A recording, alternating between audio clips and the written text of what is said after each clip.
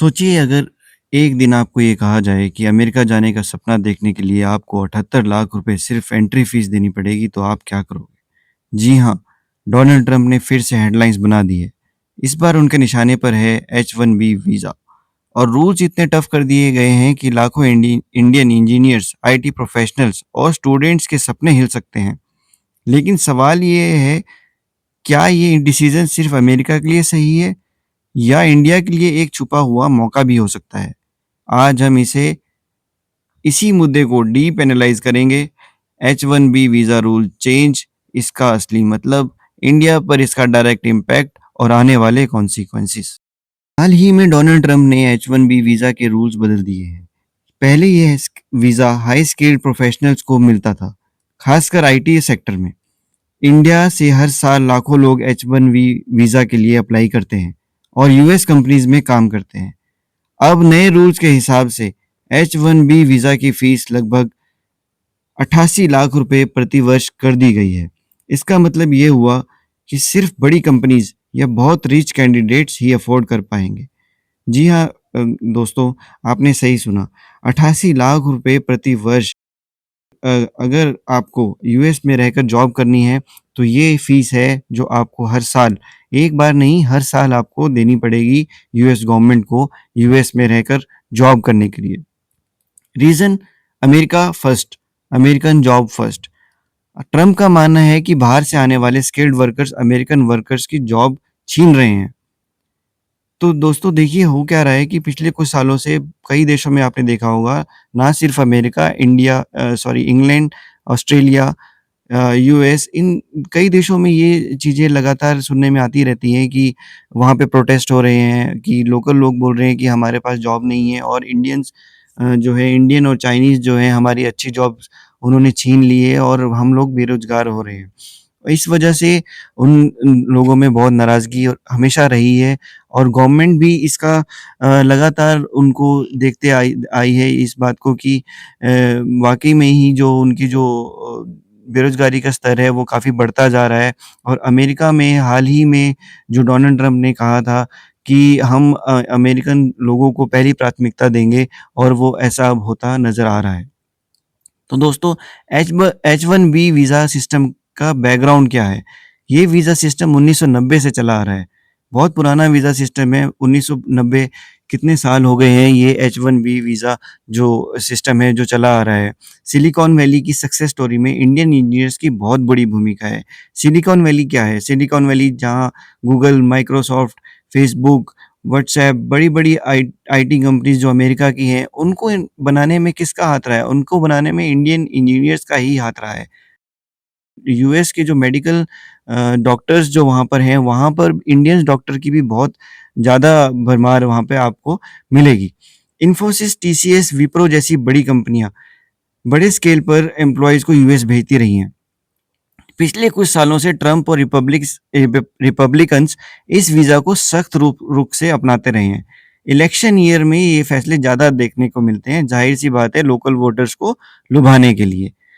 तो दोस्तों, इसके क्या रीज़न हो सकते हैं?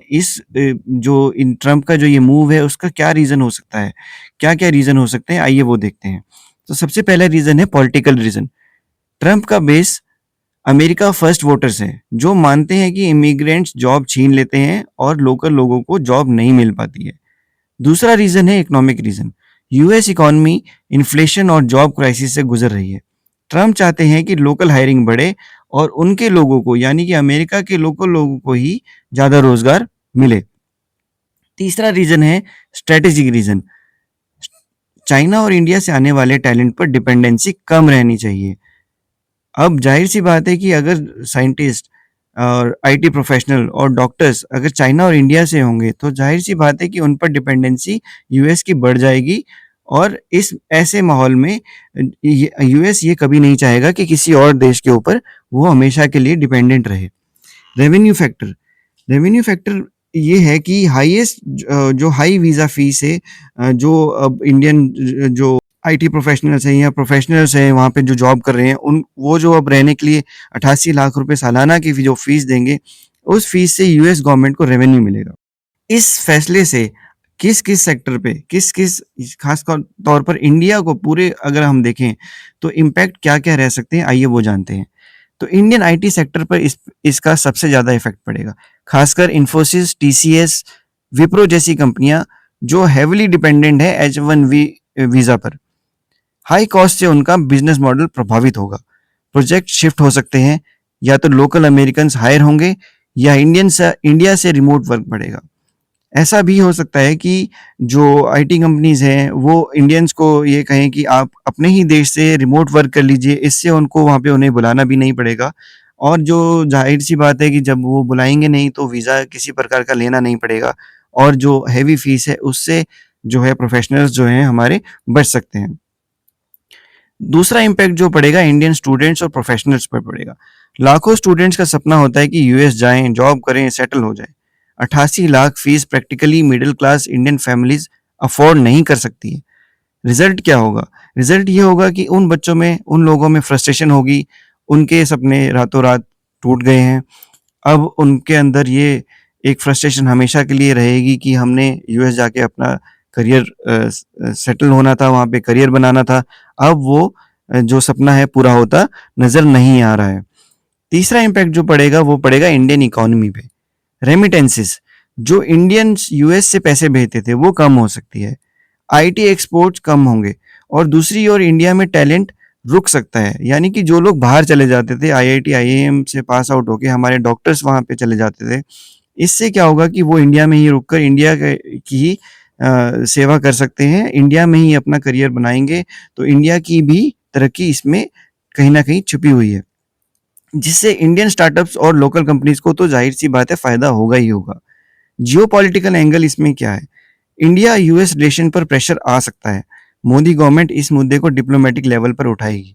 इंडिया अल्टरनेटिव एक्सप्लोर कर सकता है। कई और कंट्री का रुख किया जा सकता है जैसे Europe, Canada, middle east, Switzerland जैसी कंट्रीज़, कई ऐसी कंट्रीज़ हैं जो अब एक बेहतर इंफ्रास्ट्रक्चर दे रही हैं, खासकर आईटी प्रोफेशनल्स को। तो वहाँ पर जाके जॉब की जा सकती है। वहाँ पे जाके अपना करियर बनाया जा सकता है। लॉन्ग टर्म कॉन्सिक्वेंसेज़ इसके क्या रहेंगे? यूएस कंपनीज़ को भी बहुत भारी नुकसान हो सकता है क्योंकि उन्हें चीप जो लेबर मिलती थी, चीप जो प्रोफ़ेशनल्स मिलते थे, हाई क्वालिटी इंडियन टैलेंट मिलता था, वो अब नहीं मिल पाएगा। इंडिया में अपॉर्च्युनिटी बढ़ेंगी, अगर सरकार सही पॉलिसीज़ ले आए तो। देखिए, एक अपॉर्च्युनिटी भी हो सकती है हमारे लिए, अगर सरकार इसका फ़ायदा उठाए और अच्छा इंफ्रास्ट्रक्चर, अच्छा पे स्केल, अच्छी फैसिलिटीज़ जो हैं लोगों को दी जाएँ, तो हो सकता है कि वो इंडिया को ही प्रेफ़र करें और इंडिया में ही ये हमारे पास एक अच्छी अपॉर्च्युनिटी हमारे लिए हो जाए। ब्रेन सर्कुलेशन होगा क्योंकि जो लोग बाहर जाते थे, फ़ॉरेन में हमेशा के लिए सेटल हो जाते थे, वो कहीं न कहीं अब इंडिया वापस आकर भी कंट्रीब्यूट करेंगे। तो फ्रेंड्स, ट्रंप का नया H-1B वीज़ा रूल सिर्फ़ एक इमिग्रेशन पॉलिसी नहीं है, ये एक सिग्नल है कि दुनिया बदल रही है। अमेरिका अब पहले जैसा वेलकमिंग नहीं रहा है। लेकिन क्या ये इंडिया के लिए बुरी खबर है? शायद हाँ, शायद नहीं भी। शॉर्ट टर्म में लाखों फैमिलीज़ परेशान होंगी, आईटी सेक्टर को झटका लगेगा, लेकिन लॉन्ग टर्म में ये टैलेंट इंडिया में रुकेगा, हमारे स्टार्टअप को ग्रो करेगा और शायद हमें नई सिलिकॉन वैली इंडिया में देखने को मिल जाए। अब बॉल हमारे कोर्ट में है, इंडिया इस चैलेंज को कैसे अपॉर्चुनिटी में बदलता है, यही आने वाले सालों में सबसे बड़ा सवाल होगा। अब देखना ये है कि हम इस अपॉर्चुनिटी को कैसा फ़ायदा हम इसका उठा सकते हैं। ज़ाहिर-सी बात है कि हमारा जो हाईएस्ट लेवल का ब्रेन है वो इंडिया में रहेगा, तो इंडिया की भी तरक्की होगी और हाँ, ये ज़रूर है कि उनको एक अच्छा इंफ्रास्ट्रक्चर, अच्छा उनको वर्क एनवायरनमेंट हमें प्रोवाइड करना पड़ेगा और गवर्नमेंट इस चीज़ को एक अपॉर्चुनिटी के तौर पे भी देख सकती है। और चाइना ने जिस तरीके से अपना डेवलपमेंट करी, उनका जो ब्रेन है उनके पास रहता है, वहीं पे अपने देश की तरक्की करता है, वो अपॉर्चुनिटी अब हमारे पास भी आ रही है और इंडियन जो ब्रेन है वो चाइना की तरह अपने ही देश में रह के, अपने ही देश की तरक्की में अपना योगदान दे सकता है, बशर्ते उनको अच्छा इंफ्रास्ट्रक्चर, अच्छा उनको सैलरी, अच्छे उनको पे स्केल, अच्छा उनको सब सेटल होने का तरीका, सब सेटल होने की जो फैसिलिटीज़ जो उन्हें चाहिए, वो उन्हें दी जाए और सरकार इस बारे में अगर कुछ काम करे, कुछ